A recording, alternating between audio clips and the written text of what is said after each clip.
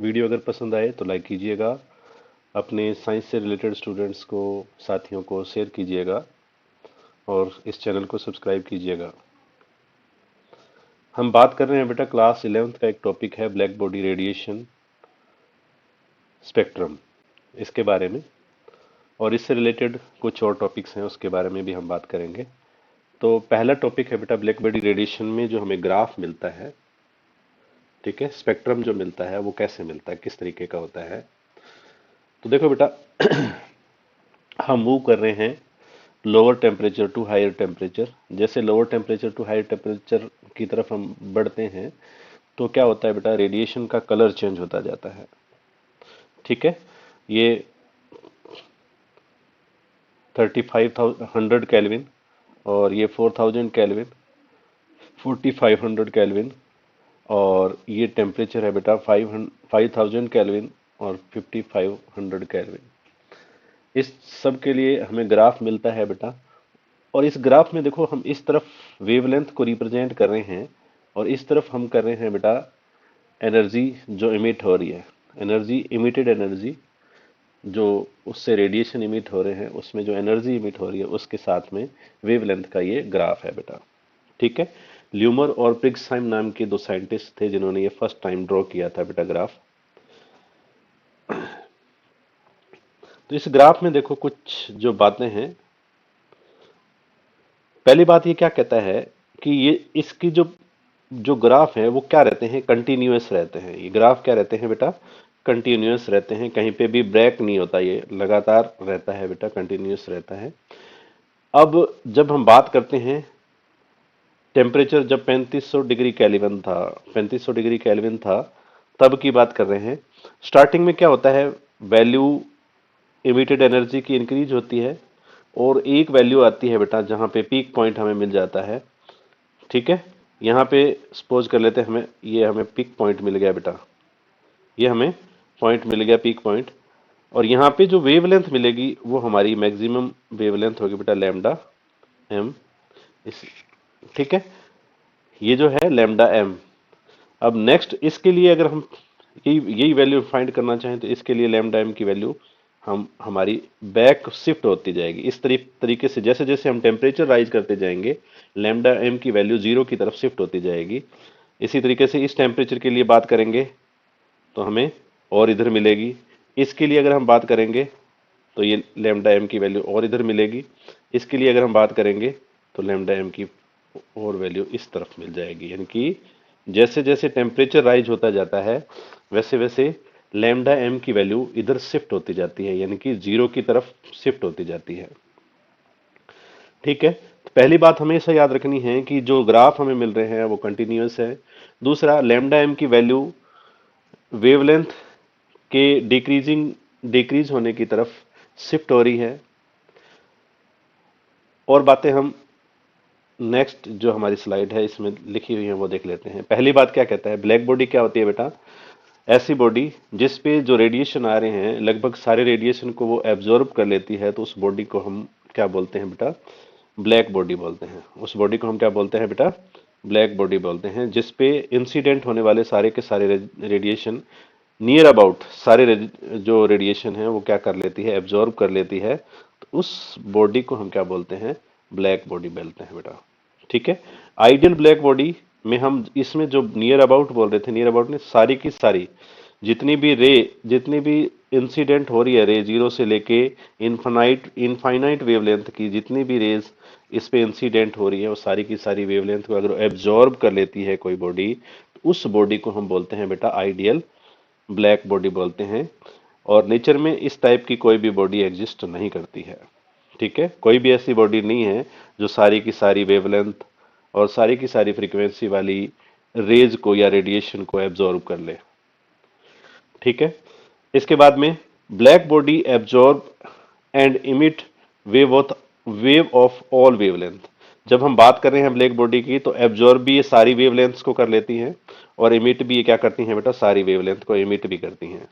यानी कि ये हमारे पास कोई ब्लैक बॉडी है, इस पे जितने भी रेडिएशन आते हैं, किसी भी वेवलेंथ का रेडिएशन आता है तो ये सारे के सारे रेडिएशन को क्या कर लेता है, एब्जॉर्ब भी कर लेता है, ठीक है। और अगर ये इसको गर्म कर दिया जाए तो इससे जो रेडिएशन इमिट होते हैं वो सारे की सारी वेवलेंथ के, यानी कि जीरो से लेके इनफाइनाइट लेंथ की वेवलेंथ की रेडिएशन ये इमिट भी करता है बेटा। ठीक है। इसके बाद में हम बात करते हैं बेटा, एक साइंटिस्ट था, साइंटिस्ट ने 1879 में दो साइंटिस्ट थे बेटा, एक तो ल्यूमर था और दूसरा था पिग्सेम। इन्होंने क्या किया बेटा, ग्राफ प्लॉट किया रिलेशनशिप दिखाने के लिए किसमें, इमिशन पावर और वेवलेंथ के बीच में। इमिशन पावर यानी इमिशन पावर क्या है बेटा, ई लैम्डा है, ई लैम्डा से डिनोट करते हैं। इमिशन पावर को हम ई लैम्डा से रिप्रेजेंट करते हैं। और वेवलेंथ के बीच में जो ग्राफ इन्होंने ड्रॉ किया, ठीक है, radiation emitted in black body, जो ब्लैक बॉडी से जो रेडिएशन इमिट हो रहे थे उसके लिए इन्होंने ग्राफ ड्रॉ किया, और इसी को कहते हैं बेटा ब्लैक बॉडी रेडिएशन स्पेक्ट्रम। ठीक है। इसके बाद में एनर्जी डिस्ट्रीब्यूशन कर्व जो है वो कंटिन्यूअस होते हैं। जो कर्व मैंने बात करी थी, जो हमारे पास जो ग्राफ आया था वो ग्राफ हमारा कैसा था बेटा, कंटिन्यूअस ग्राफ था। ठीक है। रेडिएशन एवरी वेवलेंथ, सभी वेवलेंथ के रेडिएशन इमिट होते हैं। कंटिन्यूअस होने का मतलब यह है कि जो वेवलेंथ निकल रही है, इमिट हो रही है, वो जीरो से लेकर इनफाइनाइट तक सारी वेवलेंथ्स है। ठीक है। इसके बाद में क्या बता रहा है, on increasing the value of lambda, जैसे जैसे लेमडा की वैल्यू इंक्रीज करते जाते हैं वैसे वैसे ई लेमडा इंक्रीज करता जाता है, और एक वैल्यू पे जाके ये क्या आ जाता है बेटा, मैक्सिमम ई लेमडा एम आ जाता है। और इसके बाद में वेवलेंथ इंक्रीज करने पे वापस इसकी वैल्यू क्या होने लग जाती है, डिक्रीज होने लग जाती है। इसको हम यहाँ देख सकते हैं। ठीक है। जैसे जैसे क्या कहता है कि ये वेवलेंथ हम इंक्रीज करते हैं, जैसे जैसे वेवलेंथ इंक्रीज होती जाती है ना बेटा, वैसे वैसे यहाँ पे पहले इस ग्राफ की बात कर लेते हैं, ये वाला रेड वाला जो ग्राफ है, इस रेड वाले ग्राफ की बात कर लेते हैं। जैसे जैसे हम वेवलेंथ इंक्रीज करते जाते हैं वैसे वैसे ई लैम्डा एम, यानी कि ये हमारा ई लैम्डा एम है, इमिशन पावर है ये बेटा इस तरफ, ये क्या है, इसकी वैल्यू इंक्रीज करती जाती है और एक पॉइंट हमें मिलता है मैक्सिमम पॉइंट, जिसको हम ई लैम्डा एम बोलते हैं बेटा, ई लैम्डा एम। ठीक है। इस इसके कॉरेस्पॉन्डेंस जो हमें वेवलेंथ मिलती है उसको हम लैम्डा एम से रिप्रेजेंट करते हैं बेटा। ठीक है। तो क्या होता है, स्टार्टिंग में जैसे जैसे वेवलेंथ इंक्रीज करती जाती है वैसे वैसे लैम्डा वेवलेंथ की जो वैल्यू है वो बढ़ती जाती है। इनकी वेवलेंथ की वैल्यू अगर हम बढ़ाते हैं तो ई लैम्डा एम की वैल्यू इंक्रीज होती जाती है, और एक कंडीशन ऐसी आती है जहां पर ई लैम्डा एम का मतलब है इमिशन पावर मैक्सिमम रहती है। यहाँ पे क्या रहती है बेटा, इमिशन पावर यहाँ पे क्या हो जाती है, मैक्सिमम हो जाती है। इसके बाद में जब भी वेवलेंथ बढ़ती है फिर वैल्यू इसकी क्या होने लग जाती है, डिक्रीज होने लग जाती है बेटा। ठीक है। इसी बात को वो रिप्रेजेंट कर रहा है नेक्स्ट में जो हम बात कर रहे थे उसमें।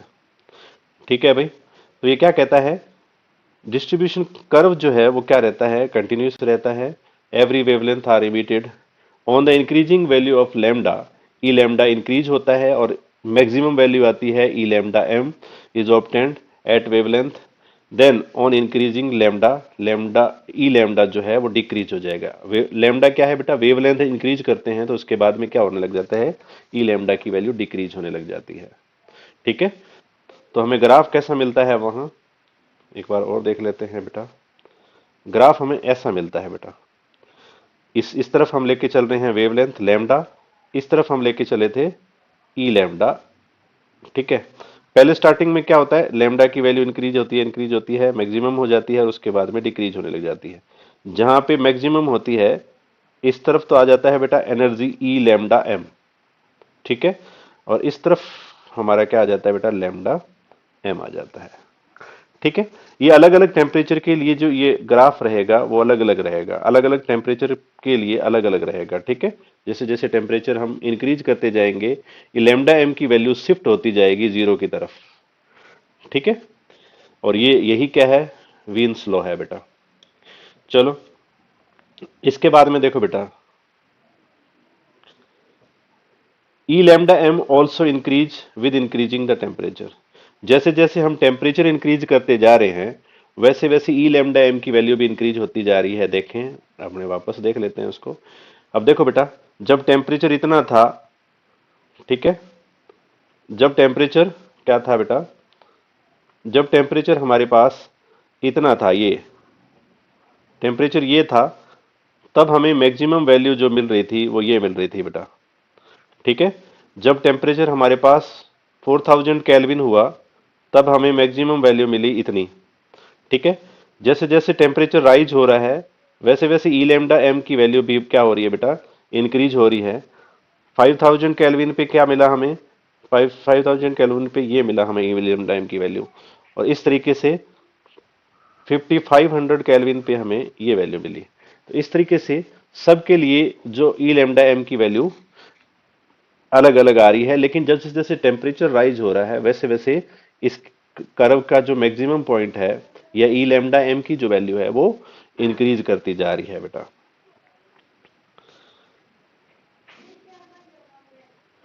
नेक्स्ट देखते हैं। नेक्स्ट में देखो बेटा, ये क्या, ई लैम्डा एम की वैल्यू इंक्रीज होती जा रही है जैसे जैसे हम टेम्परेचर राइज करेंगे। इसके बाद में देखो, on the increasing of temperature the peak value of curve shift toward the shorter wavelength. ठीक है भाई, जैसे जैसे हम टेम्परेचर राइज करते जाएंगे, वैसे वैसे लैम्डा एम की जो वैल्यू है वो किस तरफ शिफ्ट होती जाएगी। जैसे हमने ये ग्राफ प्लॉट कर दिया ये वाला, और दो टेम्परेचर ले लिए। पहला ये टेम्परेचर है बेटा, इसके लिए ग्राफ इस तरीके का आ गया। दूसरा ग्राफ हमारा इस तरीके से आएगा। ठीक है, तो यहाँ पे ये लैम्डा एम की वैल्यू है यहाँ पे, और जैसे टेम्परेचर हाई होगा वैसे लैम्डा एम की वैल्यू शॉर्टर वेवलेंथ की तरफ शिफ्ट होती जाएगी। ठीक है, ये ई लैम्डा एम की वैल्यू है। टेम्परेचर इंक्रीज करने में ई लैम्डा एम की वैल्यू तो इंक्रीज हो रही है, लेकिन जो लैम्डा एम है वो शिफ्ट हो रहा है बेटा शॉर्टर वेवलेंथ की तरफ। यही बात कह रहा है इसमें।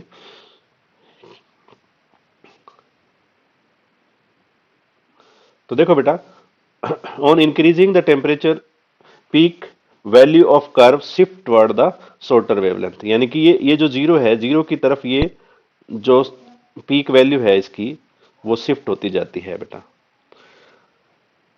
The value of lambda M is inversely proportional to the temperature. यहीं से हमें एक बात मिलेगी कि लेमडा एम की जो वैल्यू है वो इनवर्सली प्रोपोर्शनल टू टी है। जैसे जैसे टी बढ़ाते जाएंगे वैसे वैसे लेमडा एम की वैल्यू क्या होती जाएगी, डिक्रीज होती जाएगी। लेमडा एम की वैल्यू क्या होती जाएगी बेटा, डिक्रीज होती जाएगी। और ये कौन किसने बताया था, साइंटिस्ट वीन ने बताया था। और इसी को हम क्या बोलते हैं बेटा, lambda M is equal to B upon में टी से डिनोट किया जाता है, जहां बी क्या है बेटा, वीन्स कांस्टेंट है। बी क्या है, वीन्स कांस्टेंट है, जिसके बारे में हम आगे बढ़िया से पढ़ेंगे बेटा। ठीक है, और ये जो लॉ है जिसमें वेवलेंथ शिफ्ट हो रही है, मैक्सिमम जो वेवलेंथ है वो शिफ्ट हो रही है शॉर्टर वेवलेंथ की तरफ। ठीक है, तो इस लॉ को हम क्या बोलते हैं बेटा, डिस्प्लेसमेंट लॉ। और किसने दिया था ये, साइंटिस्ट वीन ने दिया था। ठीक है, this this is वीन्स displacement law. इसको हम क्या बोलते हैं, वीन का डिस्प्लेसमेंट लॉ कहते हैं। The value of E lambda M is proportional to the fifth power of temperature. ये जो ई लैम्डा एम की जो वैल्यू है वो हमेशा डायरेक्टली प्रोपोर्शनल रहती है बेटा टी टू दी पावर 5 के। ये इतना सारा इंपॉर्टेंट चीज है बेटा, ये सारी बढ़िया से देख लेना एक दो बार। बढ़िया से देखोगे तो बढ़िया समझ में आएगा बेटा। इसके बाद में हम नेक्स्ट पॉइंट पे जाते हैं बेटा, जिसके बारे में हम बात कर रहे थे, वीन्स डिस्प्लेसमेंट लॉ। क्या कहता है, according to this law the value of wavelength, यहां पे लिखना था बेटा, यहां पे क्या आएगा, लैम्डा एम आएगा। मैं यहां पे थोड़ा सा सही कर देता हूं।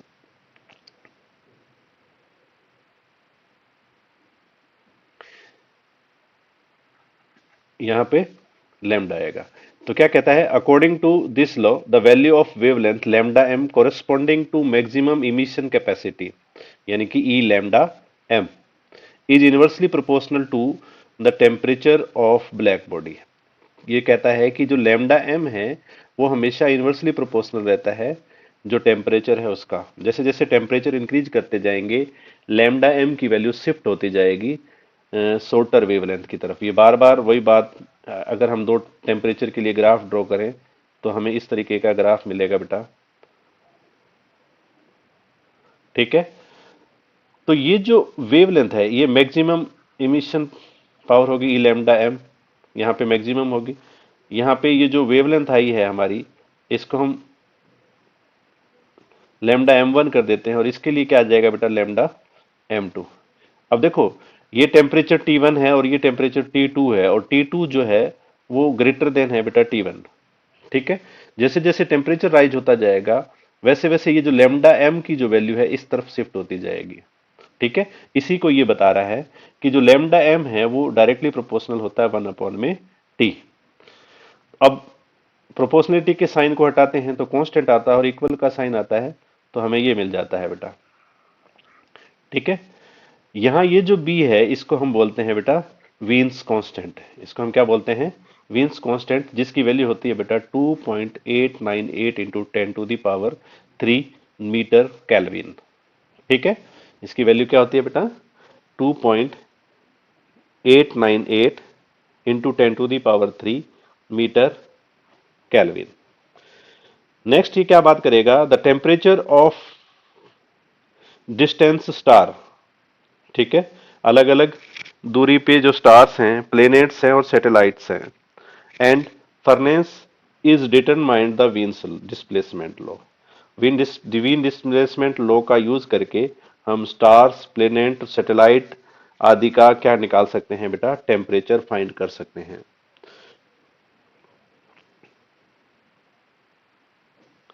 नेक्स्ट है बेटा स्टीफन्स लॉ।